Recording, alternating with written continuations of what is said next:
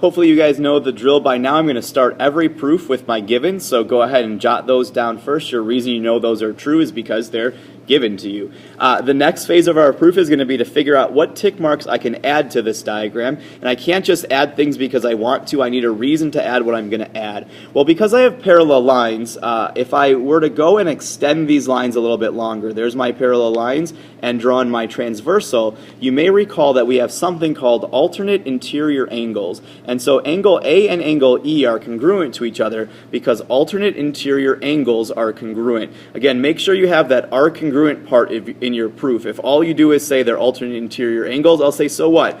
What's important is that we know they're congruent to each other. Okay? I can do a similar thing for angles D and C. They're also alternate interior angles, and so I'll say that they're congruent for that reason. Taking a look at the diagram then, I have two angles and a side that is not between the two angles. So this is an example of angle, angle, side for why these two triangles are congruent to each other. Let me go ahead though, and even though we're done with that proof, and that's totally fine, let me go ahead and actually rewind this proof ever so slightly. Let's go back to step 4. Let's say that instead of using angles D and C being congruent to each other, some of you may have noticed that these two angles in the center are also going to be congruent to each other because they're vertical angles. So watch how our proof can play out a little bit differently. I can say that angle, and I can't say angle B because that's not going to be enough information, and pardon my sloppy writing right now. Angle ABD can be congruent to angle EBC.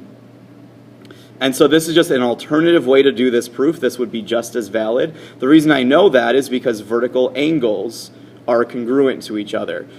So notice now how our final statement is going to be a little bit different. Oops, actually, let me change one other thing. I suppose I should have rewound a little bit further. Let me say instead of A and E, let's say we had B and D as well.